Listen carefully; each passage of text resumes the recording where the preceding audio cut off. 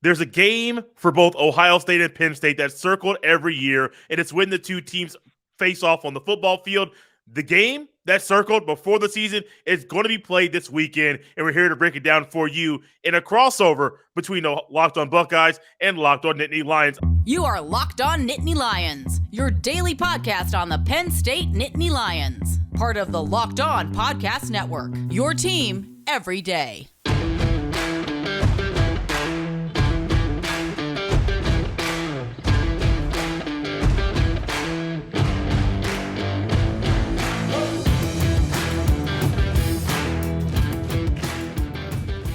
I am the host of Locked On Buckeyes, Jay Stevens, joined by Zach Seyko of Locked On Nittany Lions, and we are here to provide the preview and breakdown of this big-time matchup. Today's episode of Locked On Buckeyes and Locked On Nittany Lions is brought to you by BetOnline. BetOnline has you covered this season with more props, odds, and lines than ever before. BetOnline, where the game starts. Zach Seyko, you're here with us to break this big game down. Penn State's a team 6-1 on the season, 3-1 in the Big Ten Conference, lost a big one to Michigan, bounced back in the whiteout, really put the hurt on Minnesota a week ago. What is the story of this Penn State Nittany Lions team in 2022? Jay, I'm glad we could connect for a crossover first and foremost here. The biggest story about this team is where they are at this point. 6-1 after last year. They were 7-6. James Franklin and Sean Clifford. It's a love-hate relationship right now. You have the half of the fans that booed in the whiteout game, and then you have the half that are defending them both. And James Franklin's made it very apparent that Sean Clifford's the guy. It's not the backup 5-star quarterback this season, that they are going to make it through the remainder of the season, that Sean Clifford's the best option. And here they are. And it is weird to me that there is a section of the fan base that is upset with a 13th overall ranking in both the AP and the coaches poll. You realistically, we're going to talk about this today, but realistically, this team should at least finish 10-2 if you're assuming that Ohio State wins this game. But you and I, that's why we're going to break it down today. But everyone, at least optimistically, and I said this at the beginning of the year, that Penn State would finish 10-2 and they would get to a New Year's Six bowl game. And why? What is there to complain about other than, well, this is just another season that they didn't make the national title game? It is hard to make the national title game. Okay, there's a select few. Alabama, Ohio State. I hate to admit it, but Ohio State's in that conversation, and Georgia. It's not like there's a dozen other teams that cycle through this. It's really just tight at the top. And then everybody else is trying to sneak in that 1 year. If the college football playoff were expanded, Penn State definitely would have done it. How many seasons? But they're just, I think we're at a point now where it's been 9 years under James Franklin. You don't have the national title people who consider Penn State to be one of the best programs in the entire country. So they should play like it every single year, be 12-0, 11-1, whatever. And that's kind of at least the story for me, is that there are people that are realistic. And then there's people that are like, well, we need to go get somebody else and we need a different quarterback, a different head coach, different QB to get ourselves over the top. And it's hard to do that. Zach, I understand the overall goal and the appeal or the desire of fans to get to the promised land, but you just mentioned that you think realistically Penn State can finish 10-2. Sean Clifford's been around a while. People know what kind of quarterback he is, and some may wonder if he is the kind of guy that can lead them to being 10-2. And also, before getting to 10-2, he has a game this weekend against Penn State. Is he a quarterback that Ohio State fans and Buckeye fans should fear in this game on Saturday? Should you fear him necessarily? I think Sean Clifford, the best asset that he has is his mind. And James Franklin has said that. Gus Johnson made that apparent in the games that he's called for Purdue and Michigan on Fox. And he'll be calling this one on Saturday as well. The reason Sean Clifford is out there at starting quarterback, and I've admitted this, I don't know that he has the best arm in the room right now. I think depending on how you want to break it down, critique it, in terms of arm strength, Drew Aller can fire a laser whenever he wants to. At times he's inaccurate, but I think Sean Clifford is a little more accurate than Drew at this point. But he has 6 years of college football experience versus someone who's just out of high school. And the guy who's behind him is not far removed from high school as well. So I will take the 6-year veteran. We have the extra COVID year and all the extra eligibility, regardless of how he got here. Why would you not want the guy who's seen literally everything and has performed well under most situations? Come from behind drive against Purdue. How many other quarterbacks would be able to do that? Not many. And on the road to start the season in conference play. Is Sean Clifford perfect? No, but is he the best quarterback that Penn State has to offer this season anyway? Yes. And it's a lot of other Big Ten teams, I can tell you, would take him. Maybe not necessarily an Ohio State or a Michigan, but I can honestly say that maybe a Minnesota, with the way that they struggled in the whiteout game, maybe a Northwestern would like a quarterback like this. That's all I'm saying. Is he someone to be feared on Saturday? No, but he has players around him that should garner some more respect, and it's a team game. Sean Clifford's better because there are better players around him this time around. 2 more things for you here kind of quickly. Nicholas Singleton, he has been a guy who everyone has gotten acquainted with. They know his name. He is a really good running back. Ohio State's defensive front has been very, very tough, very physical, and it's been hard to run the ball against them. How do you think that matchup between Singleton and really the Penn State running game as a whole versus Ohio State's rushing attack, how do you think that matchup will go down on Saturday afternoon? When you mention Nicholas Singleton, you have to mention Kaytron Allen, because these two are splitting carries, touches, like right down the middle. Okay. I know that Singleton has the home run, the flashy plays, and he has, he's leading the country in average at one point in time because he's able to make those big plays with his speed. Singleton does struggle to break tackles, and you think he'd be a little better in the open field. Right now, his secret trick is just to turn it into the 6th gear real fast and try to get past you.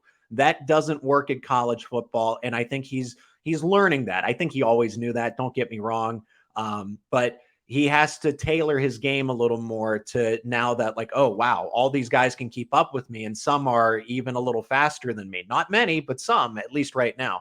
That's where Kaytron Allen comes in. Kaytron Allen is the guy in between the tackles. He will get you a guaranteed 5 yards. He's not the fastest, but he'll run over you. We saw that in Minnesota. He stuck his shoulder right through a guy and just leveled him to the ground. He's strong, he's physical, and he understands the zone blocking scheme that Penn State has maneuvered here over the past few years with Mike Yurcich as the offensive coordinator. The ground game, because they're true freshmen, and because of what Ohio State has in Travion Henderson, whether he's 100% or not, and Miyan Williams, Ohio State has the better running back group. But literally, Nicholas Singleton and Kaytron Allen, 2 true freshmen, have made this offense miles better of where they were a year ago. Last but not least, Ohio State's passing attack is lethal. CJ Stroud's amazing. Marvin Harrison Jr. is doing things that I don't think he's wowing a lot of people that even saw him in practice. They're being wowed by what he's doing on the football field. Emeka Egbuka, even Julian Fleming. Ohio State's receivers are amazing. Penn State's pass defense. You don't have to tell me. No, yeah, you're right about that. Penn State's pass defense is going to be put to a test. Tested in a way that no other team, I do believe, in the country can test them. What do you expect for this matchup, the Ohio State passing attack versus Penn State's pass defense? I think Penn State fans are going to have to be okay with Kalen King, Joey Porter Jr., Johnny Dixon, whoever's out there in coverage, not necessarily looking lost at points, but losing those one-on-one battles. And I think that's something that people might take for granted here, that Penn State has been so good and has had favorable matchups over the season that it is going to be a little bit of a reality check. Like, oh man, Joey Porter Jr. gave up a 10-yard out route. Yeah, that happens. You're not going to win every single rep. But this is definitely the biggest test, whether it's Jackson Smith and Jigba. I know that he's been banged up. He's been out of the lineup, but you have Julian Fleming, who's emerged as of late, right? You have Marvin Harrison Jr. And I feel old just talking about Yeah. Marvin Harrison Jr., right? I remember watching his dad play with the Colts, and now his son is tearing it up for the team that, well, I frankly don't like the most. But with that being said, I mean, this core, Egbuka, like there's options all over the place. You can't just double cover one Ohio State receiver and say, okay, we'll let everybody else beat you. On any given Saturday, that's what makes Ohio State so good. And we haven't even mentioned CJ Stroud yet, the guy who's delivering the football. Any one of those guys can beat you. So Penn State and any other team is going to struggle with taking just one guy away. And with the ground game that Ohio State has and the balance, it makes it all the even tougher. I've already kind of said in preface that, you know, Penn State's going to have to get into a shootout with Ohio State, and that's not going to be fun. Not at all. It will not be fun. Zach, you know what also is not fun? Excessive sweating. And I've been talking about my friends here on Locked on Buckeyes, and this one here is Pamela. Used to work with her, and Pamela would hide in the office bathroom every 30 minutes to dry off her armpits so no one would see the wet circles under her arms. She talked about it, didn't like hearing the stories, but one day she finally got her life back because she found SweatBlock. Pamela was able to fix her problem with SweatBlock. It's just that easy. SweatBlock gives you the confidence to wear what you want without embarrassing underarm sweat. The SweatBlock wipes were featured and tested on the Rachel Ray Show by firefighters. If you or someone you love is experiencing embarrassing sweat or odor, try SweatBlock. Save 20% with promo code LOCKEDON at sweatblock.com. We all love saving money, and SweatBlock allows you to do it. When you use the promo code LOCKEDON, you will save 20% at sweatblock.com. Also available at Amazon. Thanks for making Locked on Buckeyes your first listen of the day. For your second listen, check out Locked on Sports today. Thanks for making Locked on Nittany Lions your first listen as one of your top listens as well. From the games that matter the most to the biggest stories in sports, go beyond the scoreboard and behind the scenes with local experts and insights only Locked On can provide. Locked on Sports today, available on this app, YouTube, and wherever you get your fine podcast.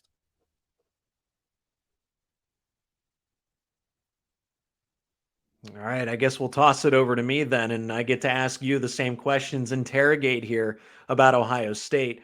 I guess the first, we'll start with those headlines. Ohio State, I guess, imagines that they will be back in the national championship conversation, and that Penn State's just a little bump in the road. So with all the things that have gone right for the Buckeyes, are there any things that are on the list that might hold them back from a college football playoff championship?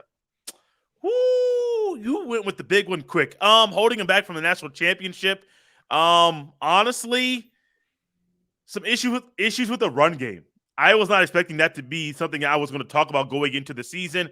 Some of his kind of situational play calling, being predictable when they're going to call plays, and what if it's going to be a run play or a pass play.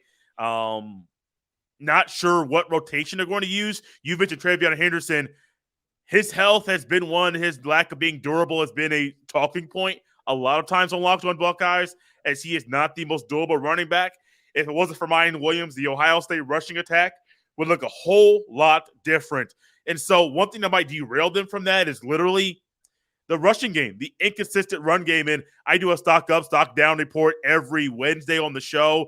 And on Wednesday's episode, it was stock down on the running game because it was not up to par against Iowa. Now, granted, Iowa's defense is good, but Ohio State didn't do their job. And I'm not saying like they failed in execution. They failed in numerous assignments. They just failed, and that hurt the running game. So you don't want a consistent and say an air raid offense or a one-dimensional offense. Ohio State can run the ball well. There was a game that they had a 5 touchdown game for Miyan Williams on the ground, so they can do it. It's just, can they do it consistently? I haven't seen that. And so that's one thing where it's like the running game might be one thing that gets in the way of them winning the national championship at the end of the season. Interesting. How does Ohio State see this game against Penn State? How do they see Penn State as a program? James Franklin. I liked looking at the Michigan message boards because I had no idea that Frames Janklin was a thing, but I got a good laugh out of it. So how does Ohio State see this game, see this team in general? It's a big game. Like, all eyes have been pointing towards this game. Seeing Penn State knowing you're going to be on the road, knowing it's going to be in Happy Valley, knowing that, hey, before the season, when you found out when Penn State was going to be, there was a discussion, this could be the whiteout game. And that just brings out the best in everybody, and the fans and the announcers, people like us. It just brings out the best. But no, it's not the whiteout game. It's a different style of celebration for the fans that'll be there, but not the traditional whiteout. And so the players might say, well, Penn State messed up by not making us the whiteout. Now, granted, a night game whiteout makes a whole lot more sense than a 12 noon kickoff on Fox. So I understand why it's not that way. But it's Penn State. Like I mentioned it earlier, you circle this game every single year because Penn State always plays Ohio State in a tough way. It always makes it physical and hard for Ohio State to win the game. Most of these matchups, they're 1-point games, 3, 4, 5-point wins, 6-point wins. You're not really going to see 30-point, 35-point, 20-point wins year after year after year from either team. Both teams know you going into this game, it's a big deal. And Ohio State knows they need this test because outside of this test, Ohio State really hasn't been tested at all. Outside of Notre Dame week 1, they have not really been tested in a major way on both sides of the ball in one game. So they circled it. They understand it. I believe Ryan Day and the coaching staff, they're ready for what Penn State is going to throw at them over the weekend. If you're Ohio State, and I mean, you are Locked On Buckeyes, but looking at the Ohio State perspective of it as a team, what would they not want Penn State to do? Like, what is it sell out for the running game? Is it run cover 2? Is it a certain offensive scheme? Because I think Penn State's going to have to get real creative here. I don't think they can run man blitzes and expect things to go well. I think they're going to have to do a zone concept, something that, and that's what I'm expecting, honestly, right? Is that Penn State will unravel something that we haven't seen, period, just for this game. And it's the only time you're going to see it. Maybe select times throughout the season, but this is the Buckeyes game plan. And nobody else is going to have this because this has been saved for CJ Stroud and Ohio State. So if you're Ryan Day, what are you hoping is not in the game plan for Penn State? Honestly, maneuvering and changing things with the safeties is going to be huge if you're the defense side, if you're Penn State and you're trying to figure things out with Stroud. Sometimes two-eye safety might confuse him. I don't know if the man blitz is going to be the wisest decision. Right. At the same time, putting pressure on Stroud in different ways, consistently doing that is going to slow him down. It happened against Iowa. It happens against other team. Stroud, of course, most quarterbacks are not. So I'm not like saying anything as a foreign concept. Quarterbacks don't like pressure in their face. Quarterbacks don't like pressure at all. And so if the man blitz is what they do and they're able to get pressure on Stroud, that might be one big way that they can actually derail him. Honestly, I would probably go to more of a zone concept, two-eye safety look and try to figure things out there. Not saying run consistent cover 2, but have a two-eye safety look and then just confuse and change and alter the coverage at that time with CJ Stroud. Because if they can do a two-eye safety look and eventually get pressure on Stroud, that's a win for Penn State. That's a good way for Penn State to try to win this game. That's a good way to slow down CJ Stroud, Ohio State's quarterback, who I said before the season was going to win the Heisman. I'm kind of starting to slowly back off that conversation and that thought. Because I think after watching him consistently, I think he's going to have a monster game and a Heisman type moment to stay at the top. It could happen this week. He could literally have his Heisman moment this coming Saturday to keep his name at the top of the Heisman Trophy conversation. How does Ohio State want to attack Penn State? Whether that's both offensive and defensively, they look at Penn State and they say, all right, that's the weakness we're going to expose. That's where we're going to be able to get our best plays against Penn State, or make Sean Clifford, put him under pressure and really minimize this running game. However that looks. I'm going to go back to the offensive side of the ball. I think Ohio State's defense is so good, and no matter what Penn State's going to do, they have an answer for it. From Lathan Ransom to Ronnie Hickman to Zach Harrison to Tua Malowell to Jackson. I just think Tommy Eichenberg, I think his defense is too good. I really think on offense, though, that if Ohio State could find a way to have a balanced offensive attack which we really have not seen consistently all year. It's either one or the other, not both at the same time. If Ohio State can find a way to run the ball and pass the ball, and to not allow Penn State to be like, oh, we're going to sell out on the run, or oh, we gotta roll coverage one way or the other. No, we're gonna figure if keeping Penn State on their toes and the defensive coaches so that they don't know what's coming next. If they can find a way to run Henderson and Williams together, balance that out with a well-balanced passing attack, honestly, that's the best formula to me for the Buckeyes going into the game.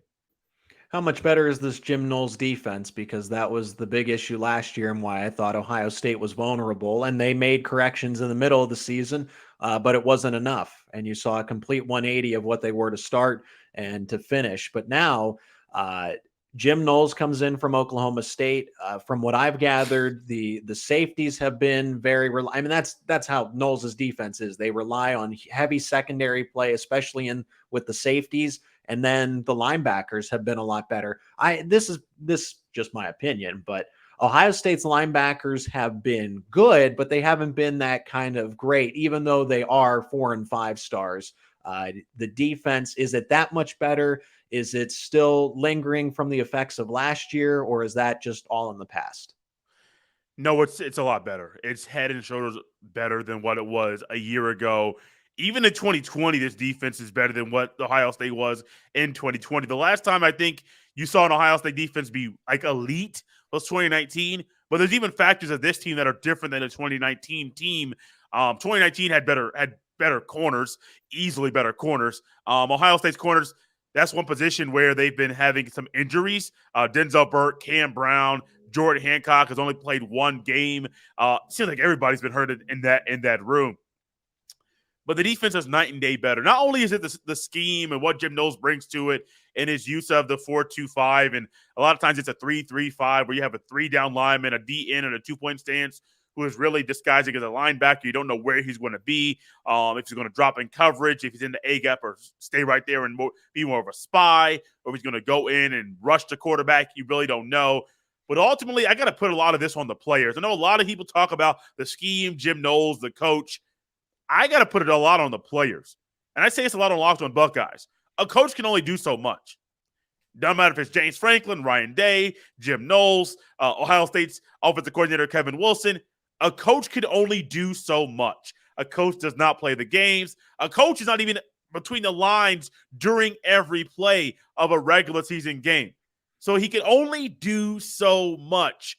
And I got to give credit to players like Zach Harrison, Tommy Eichenberg, Steele Chambers, Ronnie Hickman, Lathan Ransom. These guys that were here last year under what was a really weird, abnormal coaching situation where you have a coach get demoted in the middle of the season, but you don't fire him. You promote somebody else without really promoting him and saying, without making it public that he is your D coordinator. Everybody kind of realized Matt Barnes was a D coordinator at Ohio State. He also went to be the D coordinator at Memphis during the season. He took that job at the end of the year. And so last year, the guys that were there, really, really weird, abnormal situation, and I give credit for them. They stuck with it. They quickly bought in. They understood what Jim Knowles is preaching, and they have the football mind to be able to take in new things every week, to be able to properly dissect and analyze what's going on in the film session, and then be able to know how to use their own skill set to be successful on the football field in the coming week. And so I got to give a lot of credit to the players. Yes, it's a media talking point. No matter if you're a writer or if you're on TV or radio or podcast, everyone talks Jim Knowles, Jim Knowles, Jim Knowles. I want to give more credit to the players because they're the ones on the field. They're the ones playing the best football. A lot of them, not all, a lot of them are playing the best football they've ever played in college. And I got to give credit to them because they're the ones putting in the work, making the plays on the football field. Jay, you and I have one more segment, and that's going to be our predictions and our head-to-head matchups because I want to know the X-Factor players on Ohio State's side. If it's going to be the big names, the Jackson Smith and Jigbas, the Marvin Harrison Jr.'s, or somebody that's going to be surprising, someone who's been off of the radar so far for the Buckeyes. It is a Locked On crossover with Jay Stevens and Zach Seyko of Locked On Buckeyes and Locked On Nittany Lions.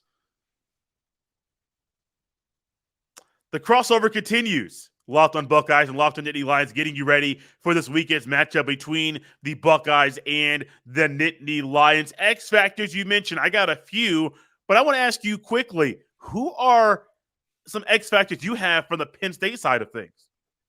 Oh man, X factors are interesting to me. And I won't go off on a complete tangent here, but when it comes to X factors, who is the most responsible for this game? I hope people understand that clarification, because it's not necessarily, oh, this guy will have the best performance or a good performance that will decide the outcome of the game. His performance will decide the outcome of the game, whether it's good or bad, if that makes sense. So if it's good, then it's going to be favorable for Penn State. If it's bad, it's going to be favorable for the Buckeyes of Ohio State coming into town. So at the X factor, it's Sean Clifford. It starts there. If he's going to have that costly turnover, that especially because Beaver Stadium showed that they are going to boo him, and they're going to boo James Franklin. And that takes a lot for anybody. You know, you've been leading this program. You've been put your blood, sweat, and tears into all of it. And you get booed coming out of the tunnel in the whiteout game, one of the biggest games of the year for you in your final year. And I think that he's handled that pretty well. On top of that, but Sean Clifford really needs to find a way to make sure that he protects the football. 3 interceptions, no fumbles so far. And that's been good, because he's had those untimely picks, untimely turnovers once against Purdue, but he was able to bail Penn State out of it. With that being said, it starts and ends with him. If he's going to have multiple interceptions, like you said, Ohio State, even if Penn State's able to do some things, Ohio State will never be far behind. They'll always be right in the thick of it or out in front. I guess defensively, I would say that Joey Porter Jr., Kalen King, most importantly, Daquan Hardy, because you can rely on JPJ and Kalen King to be on an island, be isolated, and they're going to lose one-on-one reps. I'm not worried about that. But giving up the big play, is there somebody that's going to be a liability in coverage? And so far it's been Daquan Hardy in the slot, and it's not to criticize him because he's had good plays, but I think in a matchup like this, if you put any of those guys in the slot and he's got to be there, Daquan Hardy showed that he can be exposed. And I think it also boils down to more than just one player too. The reason Penn State has been as successful as it has been is because they've had the luxury of playing with the lead and forcing teams into something they're uncomfortable with. This is no secret by any means, unless you've been living under a rock. But this is Penn State's formula. Get the lead as quickly as possible, go up by 2 scores, something that forces a team to pass, something they're uncomfortable with. Then Manny Diaz can unlock the defense and start with those blitzes, because Michigan showed that Penn State is abysmal when they have to play a close game or play from behind themselves. Because if you can run the ball effectively, if you can control the pace of the game, that is how you beat Penn State. Penn State wants to put you from behind, put you in a hurry-up situation, but I feel like that's Ohio State's strength, right? So even if you put them into that box, they're going to break out of it. It doesn't work that way this time around. So I think Manny Diaz is that next X factor. Is he going to be outcoached again? Because you can say that. Manny Diaz was outcoached against Michigan. He hasn't been perfect this year, even though he's been really good, and he's been a revelation for a Penn State defense. I hope they break out some new schemes. I hope they get pressure on CJ Stroud, because that's how you're going to have to do it. So I think it's Sean Clifford, Daquan Hardy, and then just the defensive scheme led by Manny Diaz as a whole. All right. So what's Ohio State looking at? Were they big player based on my definition of it, unless you have a different one for an X factor? No. X factor to me, I think it's going to have to be Miyan Williams in this one on the offensive side of things. I believe this is the kind of game where he shined earlier in the year, had 189 on the ground, 5 rushing touchdowns, tied an Ohio State record for most rushing touchdowns in a game, tied 2 other Buckeye running backs with that feat. I think Miyan Williams is going to be big. You mentioned Travion Henderson. I believe he's going to play. He played a week ago against Iowa. Played with the game before that. Even when Miyan Williams sat out, they said it was due to injury, but I still think they were trying to get Travion Henderson to try to be more of a featured back in that moment. I really, really think Miyan Williams, this is a game where he can really more concretely than he already has done, confirm to everybody that he deserves more reps and more carries as a running back. I think Miyan Williams, Ohio State. I don't know if Ohio State can do what Michigan did against Penn State. I'm not going to be that guy say, "Oh, Ohio State can do it." I think they can. could. If I'm being honest, I don't mean to cut you off. I think they could if they wanted to. I'm not saying go 7 down linemen, put CJ Stroud under center, but Ohio State, I still think, has a top 10 offensive line. And you can, if you take if you double team PJ Mustipher and get a hat on a hat everywhere else, and Ohio State knows this. Penn State's a little slow laterally, or they're undersized. So when they try to go to the bigger bodies, you can just beat them laterally. When you go to the smaller bodies to keep up with that speed, then you can beat them right through the middle. And Michigan kind of showed that they were using size to beat Penn State because Penn State is a speed team. So they match up a little better with Ohio State, but even those front five for Ohio State's offensive line, like they're really good. So that's why I think though that Penn State doesn't have that option anymore where they can sell out completely for the run like they did against Minnesota or sell out completely for the pass like they did against Purdue. You have to respect both sides of it. So for me, that's my biggest concern is that how do you stop Ohio State from moving the football and then responding to it? Because I don't think Ohio State will have any problems finding the end zone, but that's just me. Yeah, I think you're right. I agree with you on that final statement. X Factor, I still got to go with Miyan Williams. On defense, though, X Factor wise, I have a couple. It's one in the back, one in the front. Zach Harrison, again, I think he's going to continue to play elite football at Ohio State. He was one of the players of the game, co-defensive player of the game from last week. The other one was Tommy Eichenberg, who had a pick six.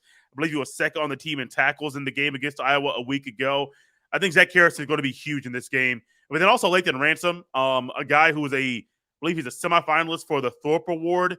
And he just keeps playing really good football, elite football, starting now. Josh Proctor missed the game a week ago due to an illness. I still think Lathan Ransom is the better free safety over Josh Proctor on this team and just in general. Another one that's weird. I didn't think I'd put Jackson Smith-Njigba in this conversation, but his health is in question. The plan is to play him this weekend. I don't know if they should even think about playing him because of his injury. He didn't look correct at times during the game against Iowa. He got pulled from the game, had an injury. They said he got pulled due to a pitch count. I think it's deeper than that because when he went off the field, he definitely was hurt. But Njigba, again, if he's on the field and if he is playing it, if he's healthy, he could be a guy that could be a little scary on the field on Saturday afternoon. Yeah, that's definitely the case. And while Ohio State has that luxury of it's not a matter of rebuilding, it's a matter of reloading. So even if Smith-Njigba's been off the field, because I've heard your broadcaster for Ohio State, Paul Keel, say this, that the Ohio State offense doesn't even need Smith-Njigba at this point. It'd be nice to have him, but frankly, they haven't needed him because of Marvin Harrison Jr. I think Julian Fleming coming into his own, it's taken some time, but the fact that he's been super reliable has been just that for the receiving core. Yeah, I agree with you there. I definitely agree. Zach, we've done a lot of talking and discussing and breaking down of the game. Who do you think wins on Saturday? I hate to say this, I like being the homer guy for Locked On Nittany Lions, but I have to go with Ohio State here. In 2016, I actually predicted Penn State to win that game, the whiteout setting. I thought that Ohio State had taken a step back in that moment, despite having JT Barrett back and everything. That team was just lacking, but I look across the team for Ohio State and I say, man, there's not a single weakness that you can expose. You can really only limit them. You can't really take it completely out of the game. And it's just, is Penn State going to be able to keep up with Ohio State? Because my biggest concern about Penn State is its inability to stop the run. They were top 5 when they went into Michigan, but that number was inflated because they've been executing that game plan of take the lead and force teams out of the run game and force them into the pass. So when you run the ball against Penn State, hey, look what happens. If Ohio State's going to have that balance on Saturday, they're going to go out to not an easy victory because Penn State's played them very well under James Franklin. Just aside from that win in 2016, I know he's 1-7 against the Buckeyes, but they play them tough. I think you're going to see something different. I will go Ohio State. I think they can score 40 in this game. I really do. But I'm going to go just short. I'll say 37-27 here and say that Penn State does cover, but probably because they get a late touchdown of some sort. I'm going to keep mine short and quick, a lot shorter than normal with a lot of my comments. People at Locked On Buckeyes know I can get going and rambling about one thing for 2 or 3 minutes. I got Ohio State. What's that? I did just that. Yeah, it happens, man. It happens to the best of us. And I have no problem with it. 45. I want to say 45-17. Oh, and I almost wanted to say 45-10. This defense is good, man. I have no issue saying that Ohio State will be able to score 40-plus points. They're going to be under their season average. I believe it's close to 50 points a game right now, a tick under 50 points a game. But I could easily see a passing touchdown, a rushing touchdown, and then a field goal from Penn State, get you 17. I think 45-17 is the final score. The defense is too good, man. It's way, way, way too good. I will say the field goal probably comes later in the game in mop-up duty when some of the backups start coming in. But Ohio State needs this. They hear people around the country talk about how Ohio State hasn't played anybody. Even though they've been dominant, they haven't played anybody. Wisconsin, Iowa, Arkansas State, Toledo. They've heard that chatter all season long. Yeah, they're even getting discredited for beating a Notre Dame team week 1. I get it, but they need this game. A ranked opponent in Penn State, a good Penn State team. Ohio State needs this, and they can make a statement and send shockwaves around college football by soundly beating the Nittany Lions on Saturday afternoon. I would buy that a little more. I'm not saying like it couldn't happen, but if this was at the shoe, I definitely could see it. I think coming into Beaver Stadium, even though it's a noon game, I think is going to be a little different. It's going to be the loudest environment they've seen, and they haven't played a lot of away games this year either. They have not. No, this will be the second of 3 away games this year. Still weird to think they only play 3 away games this season. Zach Seyko, it's fun having you on, man. Where can people check out Locked On Nittany Lions and follow you on Twitter? Yeah, absolutely. Anywhere you get your podcasts. I mean, that's pretty standard here with the Locked On Podcast Network. On Twitter, you can follow me individually at Zach_Seyko. You see that on the screen here if you're watching, if you're listening, ZACHSEYKO. And then subscribe to the YouTube page. Have the privilege to post videos now, and we'll be doing so with this one and for future ones. So it's all great. So that's how you can connect with Locked On Nittany Lions. And guys, you can follow me on Twitter at JStevens07. Locked On Buckeyes. We'll be getting you ready for this weekend's game between Penn State and Ohio State. It's been circled on my calendar. I'm sure it's been circled on the players' calendars. Probably been circled on your calendar. Halloween weekend, spooky weekend, whatever you want to call it. It's here. The Buckeyes go to Happy Valley. Will they leave happy? I think the Buckeyes win. Zach thinks Ohio State wins. Do you think Ohio State wins? Jump in the YouTube comment section on either show and let us know what you think. Thanks for making this Locked On crossover your first listen of the day. For your next listen, check out the Locked On Sports Today podcast. The biggest stories of the day, plus instant reactions, big game recaps, and the take of the day. It's available on the Odyssey app, YouTube, and wherever you get your fine podcast.